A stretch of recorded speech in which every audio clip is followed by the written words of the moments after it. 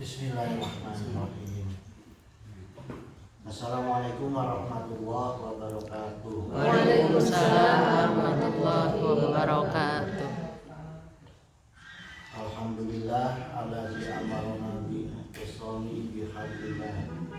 Asyhadu an la ilaha illallah wahdahu la syarikalah wa asyhadu anna sayyidina Muhammadan abduhu wa rasuluhu la nabiyya ba'dah. Allahumma shalli ala sayyidina Muhammadin wa ala alihi wa sahbihi wa man tabi'ahu hudah. Amma ba'du. Raditu billahi rabba wa bi islami dina wa bi Muhammadin nabiyya wa rasulah. Rabbana zidna iman wa zidna fahman wa ja'alna sholihin.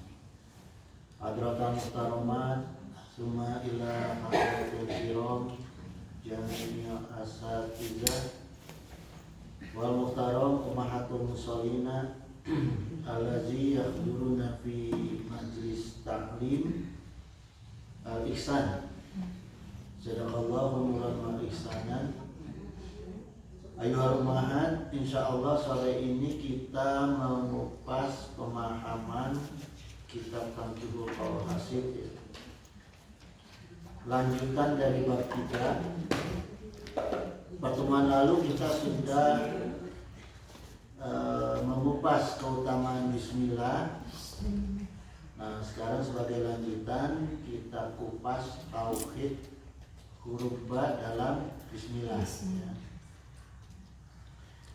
Nah, sebelumnya gini Ibu, saya ingatkan lagi, dalam kajian bismillah pertemuan yang lalu itu dijelaskan bahwa setelah diberi akal oleh Allah, manusia itu setelah diberi akal oleh Allah Subhanahu wa taala, lalu semua manusia dikumpulkan.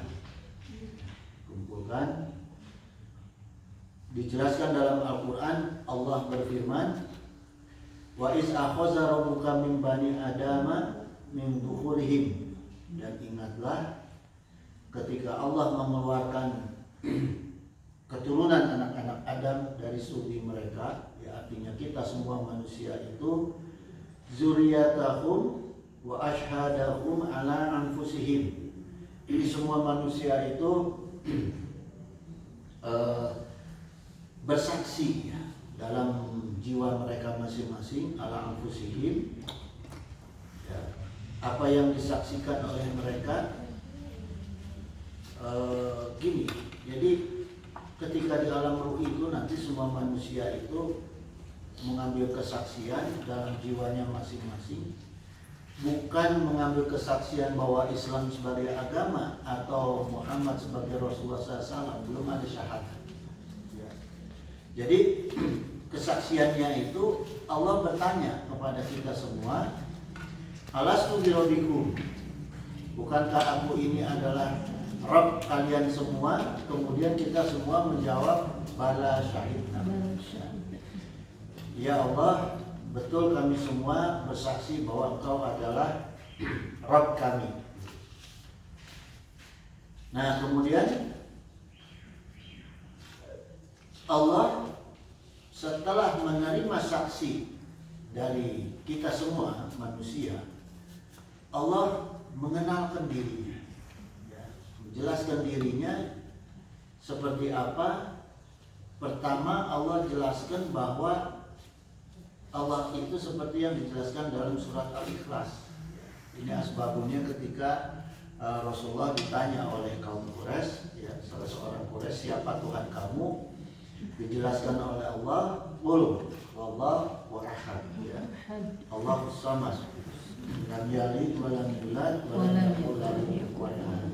Kenapa Allah jelaskan melalui surat Al-Ikhlas? Karena ketika itu Rasulullah sebagai nabi turun, ya, setelah Nabi Isa alaihissalam, di mana Nabi Isa itu dituhankan oleh umatnya, ya. Kemudian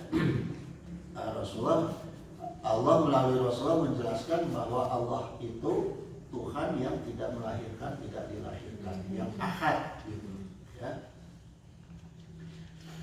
Kemudian Allah juga menjelaskan lagi dalam Toha 14, Quran surat Toha 14, innani anallaha la ilaha illa ana fa'budni. Jadi Allah itu wujudnya seperti itu, yang Maha Esa, Ahad, ya tidak melahirkan, tidak dilahirkan, kemudian diakui bahwa Allah ini aku ini adalah Allah satu-satunya yang hak disembah. Ya, maka sembahlah aku, fa'budni, maka sembahlah aku. Jadi tegas ini Allah katakan bahwa kalau beriman pada aku, berakidah pada aku, maka harus menyembah.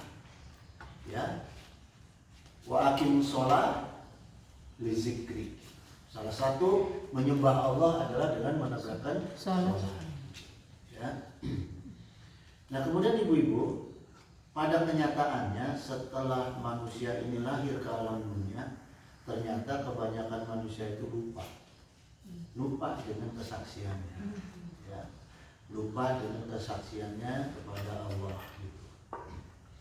Nah, ini kondisi kealpaan, kelupaan manusia itu Rasulullah jelaskan dalam hadis beliau, "Mamin maulidin ila yuladu alal fitrah." Ya. Tidak ada yang dilahirkan kecuali di atas fitrahnya. Apa fitrahnya manusia? Yaitu bertauhid, ya, berakidah kepada Allah Subhanahu wa taala. Tapi kenyataannya fa'abawahu, ya, maka orang tuanya atau lingkungannya ini yang menjadikan mereka itu yuhawidanihi, yaitu sebagai orang Yahudi, atau Nasoro sebagai orang Yunasrani, ya, atau Nasrani atau Majusi. Gitu. Jadi kita lahir ini sebenarnya ya karena sesuai sesuai kesaksian kita semua Muslim. Jadi nggak ada itu yang namanya kafir nggak ada. Semua pada prinsipnya manusia itu adalah Muslim. Ya. Cuma karena lahir di tengah lingkungan yang mempengaruhi. Makanya di sini sangat penting peran ibu-ibu. Ya. Saya ingatkan dalam pengajian ibu-ibu ini, al-ummu madrasatul ula, ya, wal abu mudiruha. Jadi ibu sebagai guru pertama, ya, pendidikan pertama, bapak kepala sekolahnya. Ya, gitu. Jadi bapak itu hanya mendukung peran ibu, tapi yang terpenting adalah peran ibu yang menjadikan anak kita ini Yahudi, anak kita Nasrani, anak kita Majusi. Sekalipun agamanya seperti agama kita, tapi jangan sampai tingkah lakunya seperti tidak seperti kita, ya, seperti orang-orang yang Nasrani, Majusi, gitu, Yahudi, jangan sampai seperti itu. Nah, ini peran ibu penting, ya. Nah, maka untuk menjamin, ya, kesaksian kita kepada Allah berikan kita akal, ya. Kan Allah ambil kesaksian ini setelah Allah akan menciptakan manusia, bukan orang, Bu, ya. Kalau orang sudah ada. Ketika Allah ingin menciptakan Nabi Adam itu, malaikat protes. Kenapa Allah mengangkat Nabi Adam itu sebagai khalifah, sedangkan orang sesungguhnya itu suka membunuh, suka merusak, ya. Jadi orang yang ada sebelum kanjeng Nabi Adam itu orang yang primitif. Makanya ada ditemukan Pithecanthropus erectus, orang-orang purba, ya, karena ketika itu orang itu belum berakal, sama seperti hewan, hanya tubuhnya seperti manusia, gitu, ya. Tapi karena nggak punya akal, segala dimakan. Cara makannya bagaimana? Membunuh, gitu, ya. Kalau kita kan setahun sekali kurban aja, dan ada tata caranya, gitu, ya. Nah, sekarang pertanyaannya, apakah akal yang Allah ciptakan untuk manusia ini tidak sempurna sehingga manusia turun ke bumi itu jadi lupa terhadap kesaksiannya, ya? Enggak begitu ternyata, gitu. Akal Allah ciptakan itu untuk manusia, ya, khusus untuk orang-orang yang mau meningkatkan ketakwaannya dan orang-orang yang ingin melahirkan ketakwaan. Gitu. Jadi nggak bisa akal itu digunakan untuk kepentingan maksiat, nggak bisa. Misalnya gini, Allah berfirman dalam surat Al-Baqarah ayat 197, wa tazawwadu fa inna khairaz zadi taqwa. Berbekalah dan sesungguhnya sebaik-baiknya bekal adalah takwa. Ya. Wa taquni ya ulil albab. Jadi bertakwalah kepada aku. Nah, ini yang dipanggil ya ulil albab, hai orang-orang yang berakal.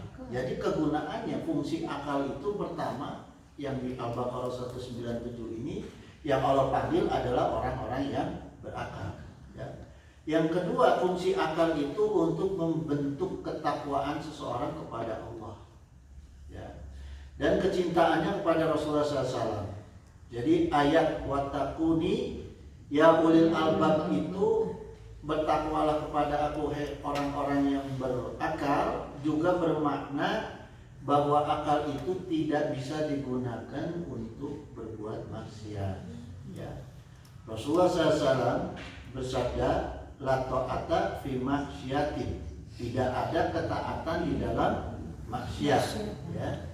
Innama ta'atu fil ma'ruf, taat itu hanya dalam perkara yang ma'ruf. Ya. Jadi akal itu terbatas.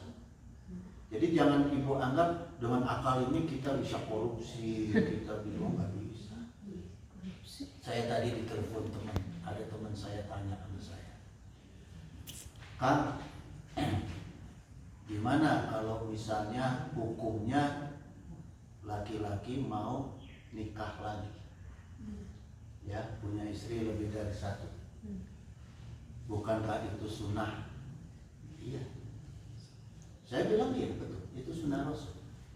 Tapi sunnah Rasul itu ketika Sayyidah Khadijah sudah meninggal. Jadi kalau istri pertama kamu masih ada yang nemenin kamu berjuang, jangan coba-coba kamu keluar dari sunnah Rasul. Yang diajarkan oleh Rasul bukan masih ada istri pertama terus nikah lagi, ya, gitu. Jadi sunnah Rasul itu ya seperti itu. Jadi jangan asal sunnah Rasul, gitu, kayak benar nawe. Nah, kemudian setelah semua manusia itu diberi akal dan semua kita bersaksi bala syahidna, maka kita harus memahami bahwa sesungguhnya akal itu sebagai manusia kita gunakan akal itu untuk mengetahui kewajiban kita beribadah kepada Allah. Ya. Jadi fungsi akal itu menuntun kita untuk beribadah kepada Allah. Ya. Kenapa? Karena tujuan Allah menciptakan manusia dengan diberi kesempurnaan akal itu, wa ma khalaqtul jinna wal insa illa liya'budun. Ya. Gak ada untuk maksiat, gak ada. Manusia diciptakan untuk beribadah kepada Allah gitu. Maka inilah faktanya adanya hubungan yang kuat antara akal, takwa dan ibadah. Ya. Maka kita sebagai manusia jangan berharap bisa bahagia di dunia dan di akhirat kalau akal kita, takwa kita dan ibadah kita tidak tersambung di dalam diri kita. Gak boleh jalan masing-masing. Akal jalan masing-masing, mikir sendiri. Coba kita sholat akal mikirin dompet, mikirin namanya, nggak boleh. Jadi akal digunakan untuk mendukung ibadah. Caranya gimana? Ketika mulut membaca Fatihah, kita dalam akal kita mengartikan makna Al-Fatihah, gitu. Ya, supaya nggak lari-lari akal kita. Gitu. Kemudian apa sesungguhnya iradah Allah ketika menciptakan manusia? Pertama, semua manusia itu Allah inginkan menjadikan Allah Subhanahu wa taala sebagai Rabb-nya, satu-satunya. Jangan ada iman kepada Allah tapi iman juga kepada yang lain, nggak boleh. Ya, kepada makhluk apapun. Kemudian Allah inginkan tujuan hidup manusia itu cuma untuk ibadah kepada Allah. Kita mau jadi dokter, mau jadi petani, mau jadi apapun, tetap tujuannya harus ibadah kepada Allah. Ya. untuk menghidupi, mencukupkan kebutuhan ibadah kita kepada Allah. Nah, juga Allah inginkan supaya hidup manusia itu mau mendakwahkan keesaan Allah, ya, gitu. Walaupun cuma satu ayat, kita diwajibkan oleh Allah inginkan kita itu berdakwah. Gitu. Seperti ibu ya berdakwah kepada keluarga ibu, kepada anak-anak ibu, gitu, ya. Kemudian gini Bu, secara akal, ya, untuk memenuhi tujuan Allah menciptakan manusia tadi supaya bisa dibimbing manusia sesuai dengan keinginan Allah, maka Allah tugaskan para nabi dan Rasul. Begitu juga kitab sucinya. Nah, sekarang kita buktikan dulu. Pertama, ya, ketika Allah menurunkan para nabi dan para rasul kepada umatnya, pasti tugas pertama para nabi dan rasul itu bicara mengenai ketauhidan, bicara akidah, ya. Contohnya saya ambil yang terkenal aja, ya. Nabi Musa alaihissalam. Nabi Musa alaihissalam turun 10 perintah Tuhan dalam bentuknya suhuf, bukan bentuk kitab, ya, tapi suhuf lembaran. Nah, ini ayat pertamanya itu bunyinya wahyu Allah itu kepada Nabi Musa dan umatnya, jangan ada padamu ilah lain di hadapanku. Nah, ini karena ini pakai bahasa Ibrani, jadi agak sulit, jadi saya terjemahkan aja langsung. Jadi jangan ada kepadamu ilah lain di hadapanku. Nah, ini peringatan Allah kepada Nabi Musa dan umatnya, ya. Kemudian di dalam Injil Nabi Isa juga jelas. Ini dalam Yohanes ayat 15:27 konteks, ya. Ini sabda Yohanes, dan kamu pun akan menjadi saksiku oleh sebab kamu sudah ada bersama dengan aku dari mulanya.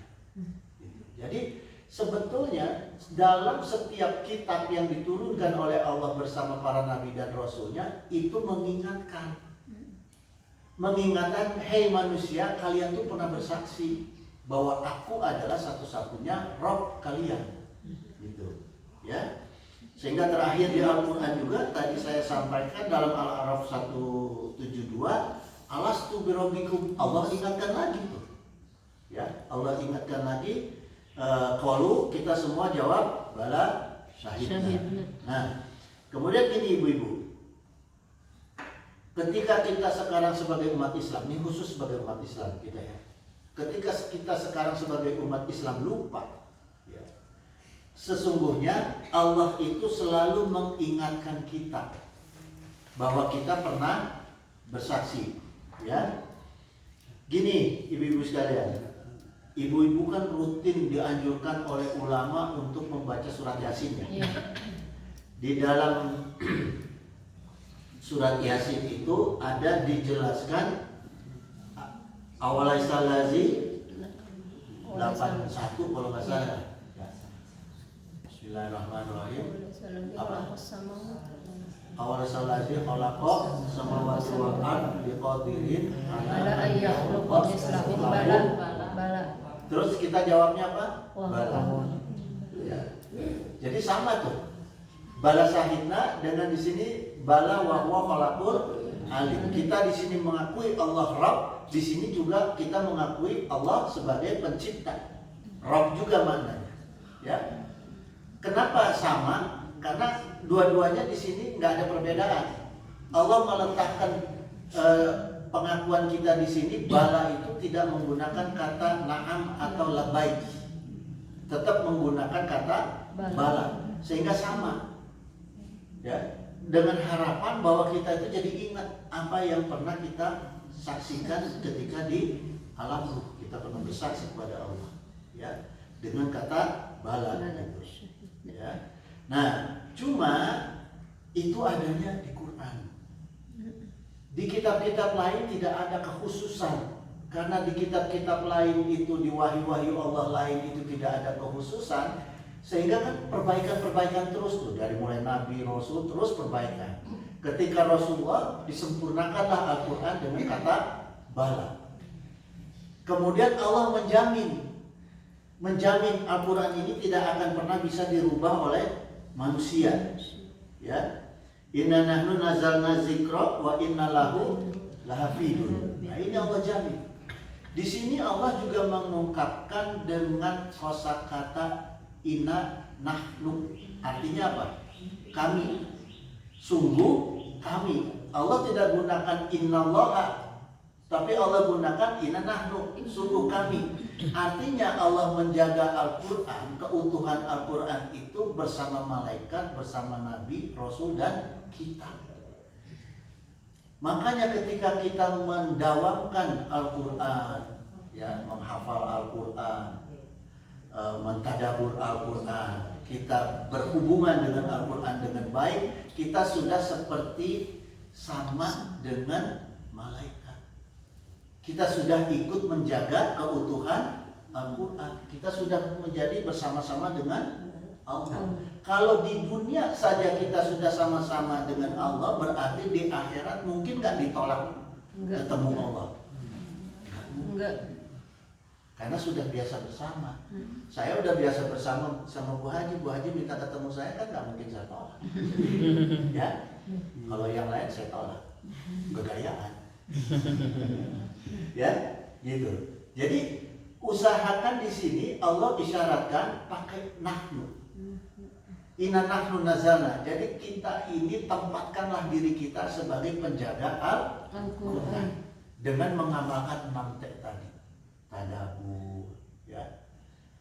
Terus apa? Tahfiz, menghafalkan. Gitu ibu-ibu, ya. Jadi gampang ya kalau mau ketemu Allah di akhirat nanti, di surga itu nanti, caranya kita bagaimana menjaga Al-Quran di alam dunia. Nah, kemudian ibu-ibu sekalian,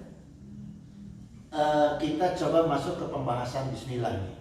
Di antara bukti ibadah kita kepada Allah Subhanahu wa taala bahwa setiap akan memulai pekerjaan yang baik kita mengucapkan bismillah.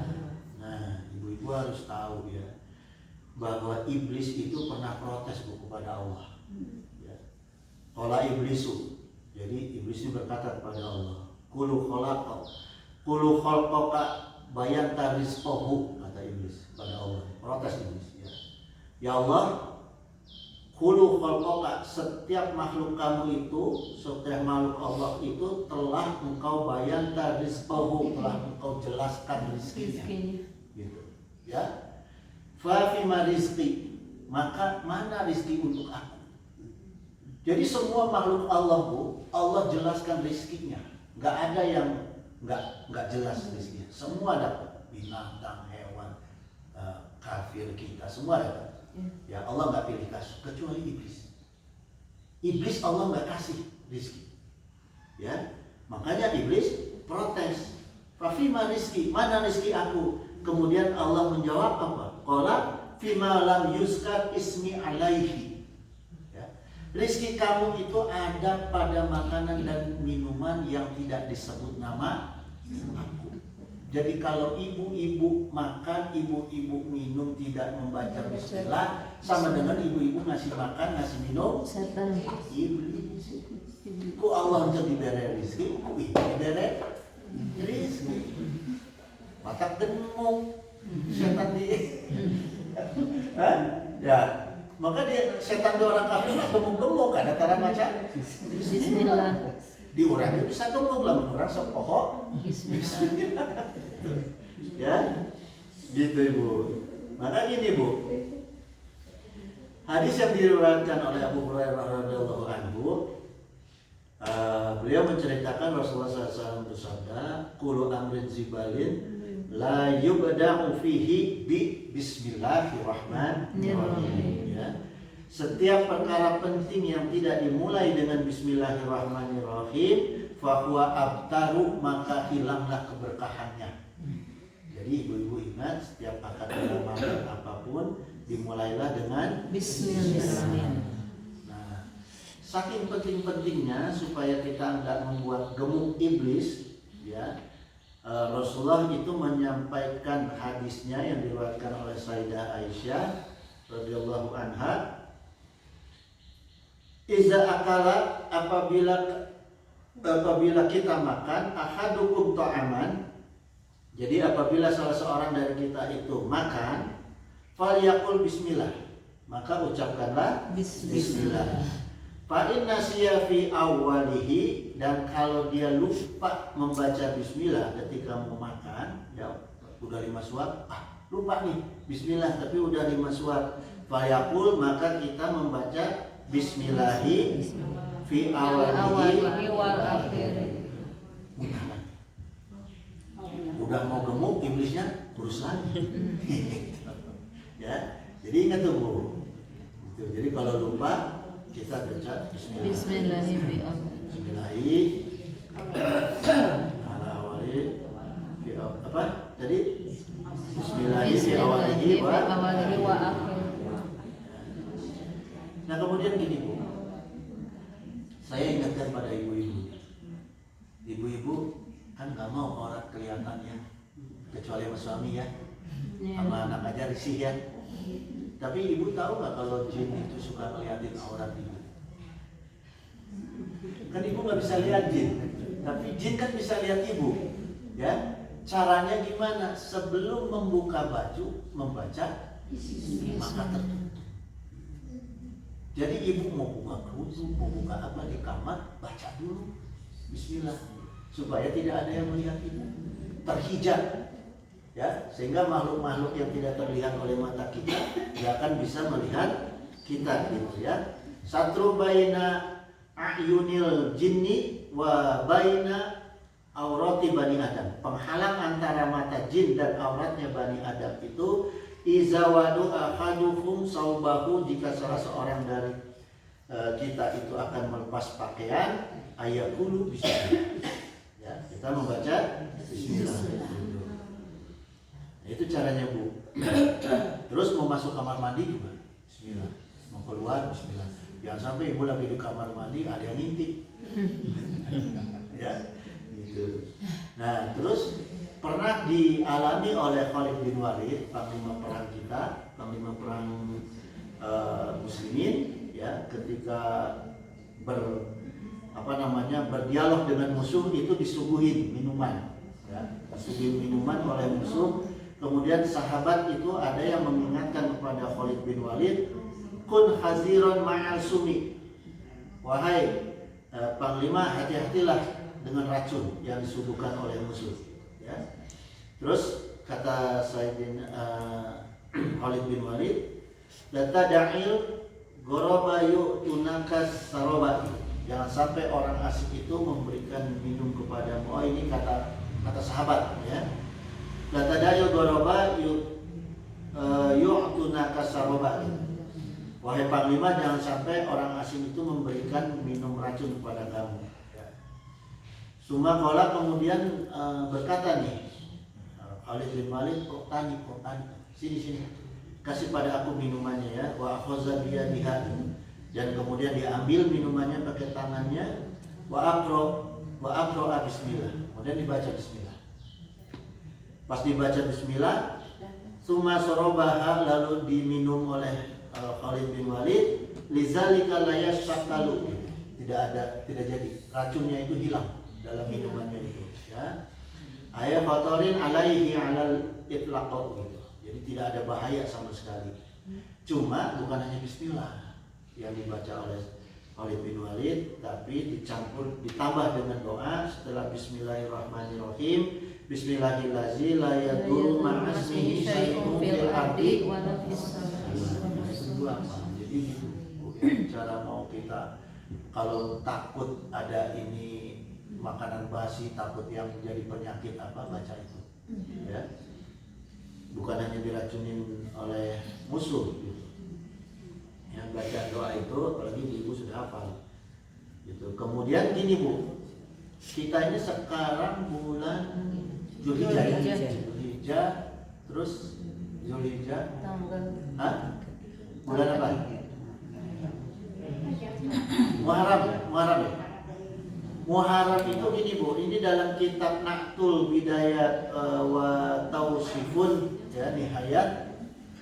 Ini dijelaskan gini, ketika nanti di bulan Muharram tanggal 1 Muharram ya, man kataba bismillahirrahmanirrahim fi awali yaumin minal Muharram fi waraqati mi'atan wa thalatha asyara maratan ya. Jadi awal tanggal 1 Muharram itu ba'da subuh kita menulis bismillahirrahmanirrahim sebanyak 113 salasa asyara maratan, 113 ya, mi'atan wa salasa asyara. Jadi 113. Ambil kertas, kemudian tulis, ibu sambil latihan tulis Arab, bismillah ya, sebanyak 113 gitu ya. Nah, setelah itu ibu kasih minyak wangi yang non alkohol, ibu lipat, ibu simpan di tempat yang bersih ya. Ibu simpan yang di tempat yang bersih. Dalam kitab ini dijelaskan wa hamalaha la yanaluhu su'un wala makruhun ya. Jadi fi nafsihi wa ahli baitihi. Nah, kalau itu setelah itu ibu simpan di rumah ya, atau di lemari di mana, maka insya Allah seluruh isi rumah itu ya tidak akan pernah mendapatkan perkara yang sifatnya su'un, yang buruk ya, buruk, dan makruhun yang tidak disukai. Jadi ingat tuh Bu, subuh tanggal 1 Muharram ya, gitu. Jadi insya Allah keluarga kita itu nggak akan ketimpa-timpa buruk-buruk yang inilah yang nyusahin kita ya. Nah, bahkan gini dari lafaz bismillah ini, kalau ini bukan jimat ya, karena ini kan tuntunan ulama ya. Saya pernah kerjain Bu itu Rebo Wakasan waktu di Picung itu di suruh sama kiainya bikin itu pada subuh, tapi bismillahnya 313 tapi itu Rebo Wakasan.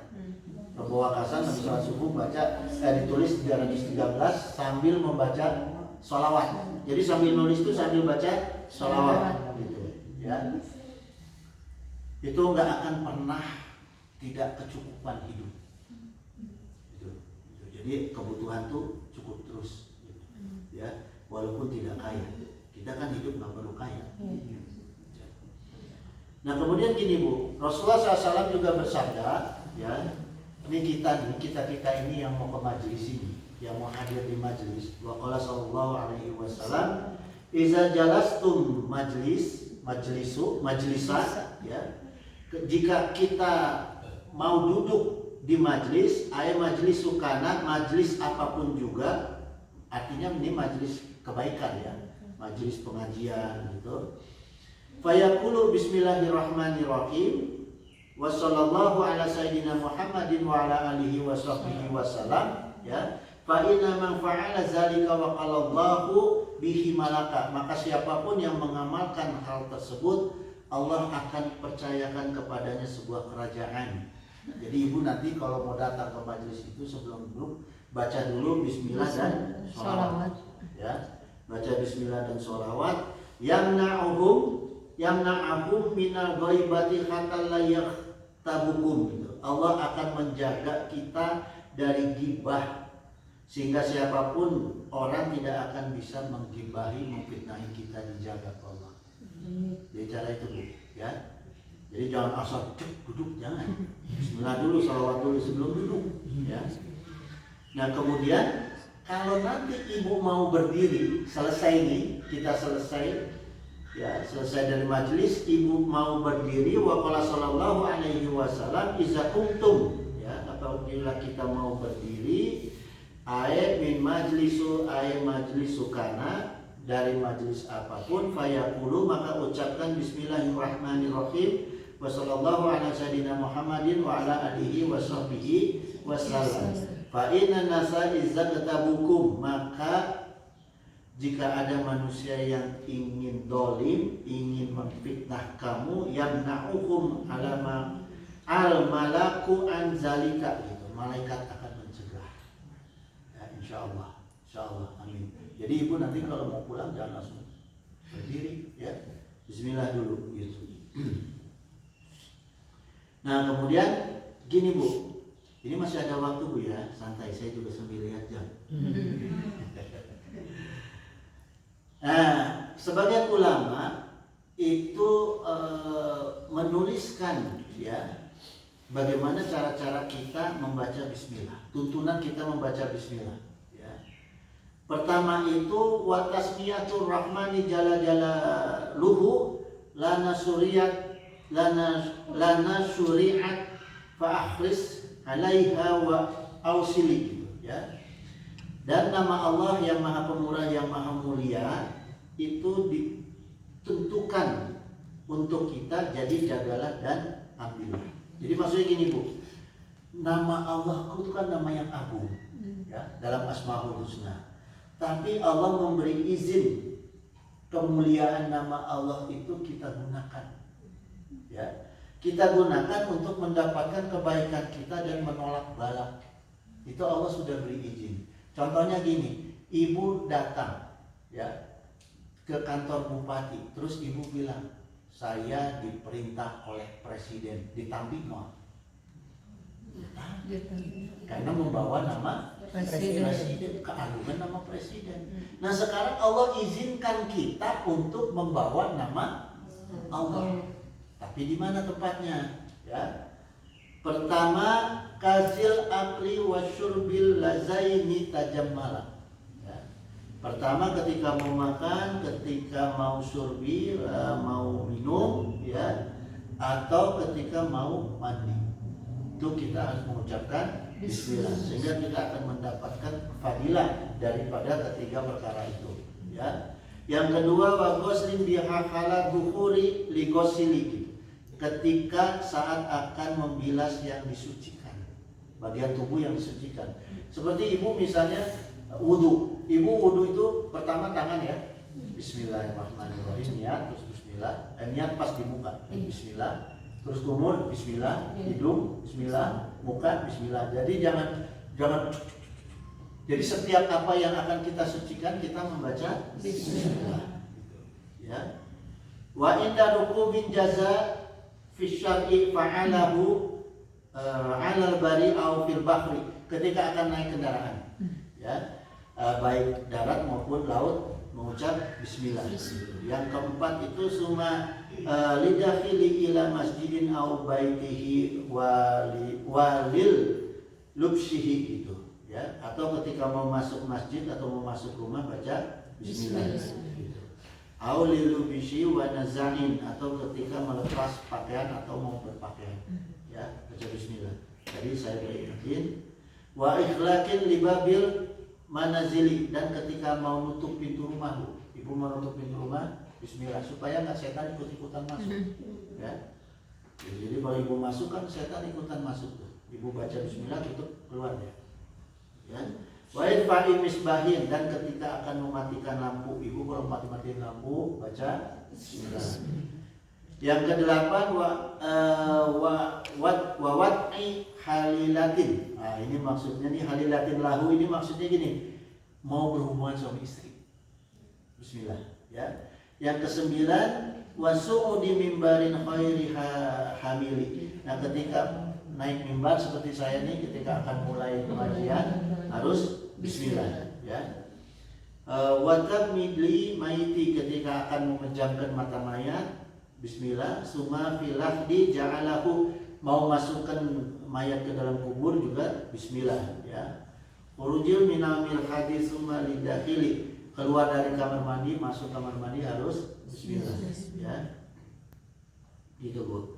Kemudian inda wudu isuma inda tayamumi wa nahari. Kemudian juga wudu sama tayamum atau mau menyembelih kurban harus bismillah ya. Nah, mengucapkan bismillah yang tadi itu, yang disampaikan itu ya, ke-13 keutamaan bismillah tadi disampaikan oleh Rasulullah SAW. Fayadibun kalhabi bi'al muwashili gitu. Maka tekunlah seperti kekasih yang terus berhubungan gitu. Jadi jangan sekali bismillah besok lupa, jangan gitu. kata Rasul terus-teruslah dibaca bismillah gitu ya. Nah, kalau orang yang selalu tiap akan memulai pekerjaannya dengan bismillah, maka dijamin oleh Rasulullah SAW itu alal Mustafa al Mukhtaril Khairil Afadil ya. Allah akan mengangkat kita menjadi orang pilihan terbaik dari yang baik, insya Allah ya. Terus kemudian Bu, ada hal-hal yang dilarang dalam membaca bismillah. Watafrahu alal makruhu li zatihi karena doro li farji zaujatuhu ya. Jadi makruh membaca bismillah ketika melihat kelamin, baik kelamin sendiri maupun kelamin suami atau istri, tidak boleh, makruh ya. Yang kedua, la arodo ka akil basoli gitu. Tapi ini nggak apa-apa ini ya. Tapi ini dibolehkan, tapi dibolehkan tidak menyalahi, ini maksudnya la arodo ya. Tapi hilang keutamaan tapi dibolehkan ya. Kehilang keutamaannya tapi dibolehkan ketika membaca bismillah ka akil seperti akan memakan basoli, bawang.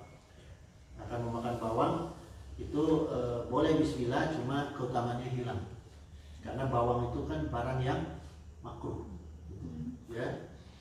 Wala tadlub ala safasifil umuri, dan tidak boleh Jengkol tak termasuk. ya. Tapi di sini dijelasinnya bawang karena di Arab mungkin tidak ada jengkol gitu,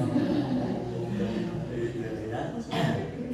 Yang ketiga, wala tadlub ala safasifil umuri gitu ya.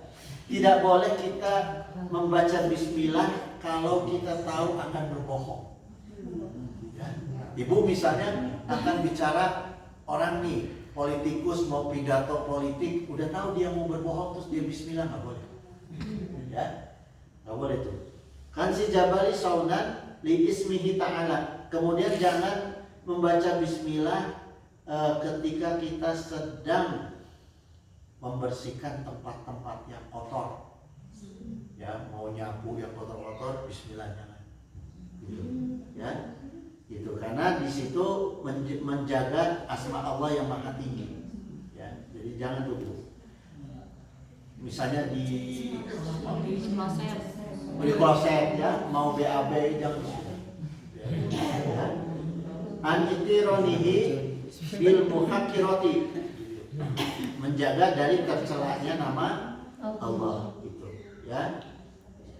Nah, kemudian gini Bu, ini sebelum saya tutup saya persingkat ya. Allah anjurkan kita ya ayyuhallazina amanu ya ayyuhallazina amanu zkurullaha dzikran katsiran. Allah perintahkan kita untuk berzikir dengan sebanyak-banyaknya ya, katsiran, yang sebanyak-banyaknya. Nah, pertama kita manfaatkan bismillah itu, kita berzikir bismillah 21 kali sebelum tidur ya. Ini tuntunan Imam Ghazali, 21 kali sebelum tidur. Karena gini Bu, kalau kita membaca bismillah 21 kali sebelum tidur, maka insya Allah ketika tidur itu kita tidak akan ada bahaya. Tidak akan kita lagi tidur tahu-tahu kebakaran, tahu-tahu gempa, tahu-tahu apa ya. Kita dijaga dari bahaya bahkan pencurian ya gitu. Jadi kalau mau tidur Ibu baca bismillah 21 kali. Kalau saya Bu, kalau mau tidur tuh bacaannya banyak. Bismillahnya 21, la ilaha illallah, ayat kursi, baru doa mau tidur. Karena kita nggak tahu bangunnya di mana. Ada nggak yang bisa mastiin pas mau tidur bangun nggak ada yang nanya man robuka, ada nggak? Ibu yakin bangun masih di ranjang? Kan kita tidur nggak sadar. Saya pernah kejadian tidur di mobil, bangun di rumah sakit. Ya kan? Pernah kejadian, orang pun begitu. Jadi baca bismillah 21 kali ya. Terus kemudian untuk orang yang terkena sihir, terapinya baca bismillah 100 kali ya, untuk yang kena sihir. Terus dibaca 313 kali Bismillah itu dengan bacaan sholawat, ditambah bacaan sholawat 100 kali untuk menambah kemudahan rezeki. Jadi ibu dawamkan itu, biasakan. Lagi siap, lagi bisa, lagi ada waktu, ada kesempatan, baca Bismillah 313 kali dan sholawat 100 kali, ya. Itu malah diajarkan oleh ulama kalau kita punya kebutuhan yang khusus banget, yang penting banget, ya, yang harus segera diijabah sama Allah, baca Bismillahnya 787. Banyak banget. 787, ya. Itu. Kalau ibu ingin memperlancar rezeki dagang, ya, ibu punya dagangan supaya lancar rezekinya dalam dagang, sehabis sholat duha, terus kemudian sholat duha 4 rakaat, doa sholat duha, baca Bismillahnya 313, ya, 313 kali gitu, ya, gitu Bu. Kenapa? Gitu ya. Jadi saya tutup nih Bu. Masih ingat ya, Fadilah Bismillah ya, untuk diamalkan Bu. Insyaallah. Baik ibu-ibu sekalian, wallahu musta'in ala kulli hal. Semoga Allah menolong kita dalam berbagai hal, ya.